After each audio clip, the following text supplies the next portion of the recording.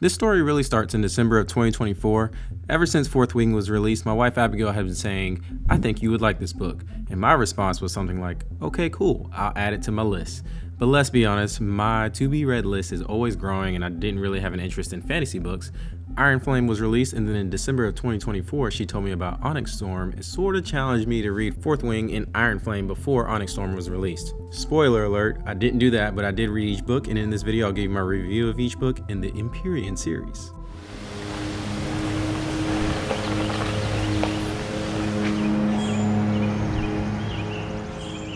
I'm going to be taking in these books through a physical copy, an ebook, and an audiobook. And Abigail said that I should like this series because I like Game of Thrones, How to Train Your Dragon, and just dragons in general, I guess. But I just said we'll see because this is only like the second fantasy series that I've read, and so I'm just interested to see how it pans out. The plan is to give like a 2-ish minute review of my take on each book, and this is your first warning that I'm going to try to do my best to keep any spoilers to a minimum. I mean, I'm not going to tell you what happened, but I'm also not going to assume that you just read these books. Now, because this is the first book, I'll just set it up for those that may not know. In Fourth Wing, we got your girl Violet Sorrengail, who was supposed to be living her life reading books, but her mom had other plans and forced her into Basgiath War College's Rider Quadrant. And now she finds herself surrounded by some crazy people, some dragons, and everyone basically thinks she's just too weak to stay alive and survive. There were a lot of things that I actually loved about this book, and I felt like it didn't take a long time for me to get pulled in because right off the bat, we were starting with crossing the parapet and then eventually got to the gauntlet and then threshing. And when it came to Violet defending who we would eventually find out would be Indarna, I just figured it was just going to turn into one of those like tropes where it was the smallest or the weakest cadet with the smallest dragon having the most important or biggest power, which it kind of did. Then enter your boy Terran. And usually like when you read, obviously you kind of create these images in your mind, these visuals, if you want to call them that. And for some reason, this whole scene from the book was like the most vivid one in my mind. By the way, I would totally recommend checking out Mirren's profile, I think that's how you say her name, on TikTok, because she goes through and just tells you how to correctly pronounce all the names in this book and this entire series, really. If you didn't know, most of the dragon names are actually Scottish Gaelic words. I am a Scottish Gaelic speaker and this is how you actually pronounce them. I'll start with the big one. Violet's dragon is called Tarnunach. Tarnunach. And this is the Gaelic word for thunder. And in the book it's quite often shortened to Tarn. Tarn. You say what you want to say, as long as you know who we're talking about. Once Xaden came into the picture, I was like, okay, obviously they're going to fall in love at some point. But then I will say, like, outside of our main characters, for some reason, one of my favorite characters was Rhiannon. I was pretty sad when our friend took an L towards the end of the book. I mean, I'm not gonna say their name just in case somebody hasn't read this yet, but you know who I'm talking about if you have. I ain't gonna lie though, I did not expect this big of a surprise or a cliffhanger at the end of this book. And if I was Violet in that situation and found out what I just found out, I would have been like, hey, yo, what? And then I would have been like hot mad probably. Overall, I gave Fourth Wing a smooth 4.5 out of 5. Might be too high to start off with, but we'll see.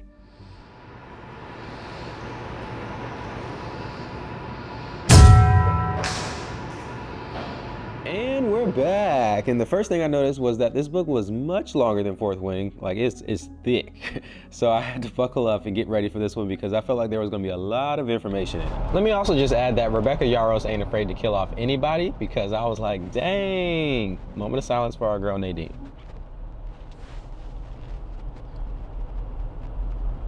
And then we had people like basically coming back from the dead. And just to keep it going, I would say the most vivid part in my mind from this book was when Violet was, I'll just say, hanging out with Varys. And it's funny because this was longer than Fourth Wing, but this is like the quicker summary that I'm giving. But overall, I would give this book a solid 4 out of 5. Because no lie, it took me a while to get locked in with this book, which is probably why I felt like this book could have been split into 2. I mean, it actually has part 1 and part 2. Maybe I'm just lazy, or maybe I like need to go through it again, but like my connection with the book just kept going up and down like a roller coaster. All I know is by the time the book ended, I was just like, dang, Xaden, come on, man. And apparently a lot of people didn't really like the ending of this book, I think. I mean, what do you think? And I was just kind of left with a lot of questions and I kind of expected them to be answered in the next book. But then Abigail told me that the series was supposed to be 5 books. And for some reason I was thinking it was just a trilogy, but hey, whatever. One thing I think is interesting is that between Abigail and I personally like looking at the maps inside the books because I feel like it helps me visualize things a little bit better. But for her, she's like, nah.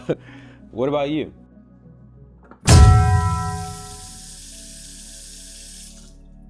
Ah, yes, World Traveler Violet Soaringale. And by the time we reach this part, our silver one has grown so much, and I've just had the luxury of fast tracking that experience because I was able to just binge the first 2 books instead of waiting for the next book like most people had to. And before I fully jumped in, I had to make sure I had all the details because there was a lot of stuff going on. So I looked up recaps of Fourth Wing and Iron Flame, and one of my favorites were from Bookimo. Totally worth checking out if you need a visual. While reading Onyx Storm, I did appreciate the fact that we just got more answers regarding the dragons. Sort of. I guess there was just more dragon talk, and I like that. At the same time though, one thing I didn't really like about this book was I felt like there were so many things being added, which caused my mind to think like, oh, there's so much stuff going on.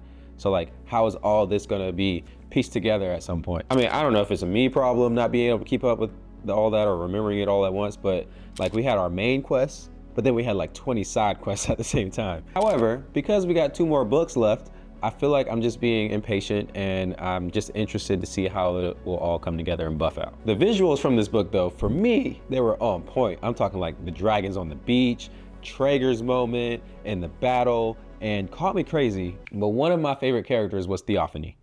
I don't know why, that whole vibe, I liked it. Yeah. Anyway, a lot happened in this book and the ending was very cryptic, but I would also give this book a smooth 4 out of 5. And like, there were so many things that I could have talked about, but the main thing is that like, I actually enjoyed this series. I know that I personally need to just open up more when it comes to like different book genres or genres of books, and not stay in my little dystopian lane that I've been in for so long. But I just know that like, I'm fully invested now. Like, I'm pretty sure Abigail and I are gonna just pre-order the next book when it comes out. Overall, I'd rank the books like this. Fourth Wing, definitely first one. I don't know if it's because it's the first one. Definitely a top dog right now. And that could be because I had my first like experience going into the Empyrean series. I will say overall, like I didn't expect it to be bad based off of the popularity. Like I ain't gonna lie, I didn't really care for all the detailed love scenes, you know what I'm saying? I just want the story, you know? Maybe that's just me though. I just didn't need like a full chapter or a chapter and a half of all that. But like I said, I'm trying to branch out more. I've done, you know, rom-com books. I read a bunch of Emily Henry books, but if you have an idea of what I should read next, you let me know. Sunday morning views quickly turns to afternoons. It's like that I can barely go and catch it, kinda how I feel with you.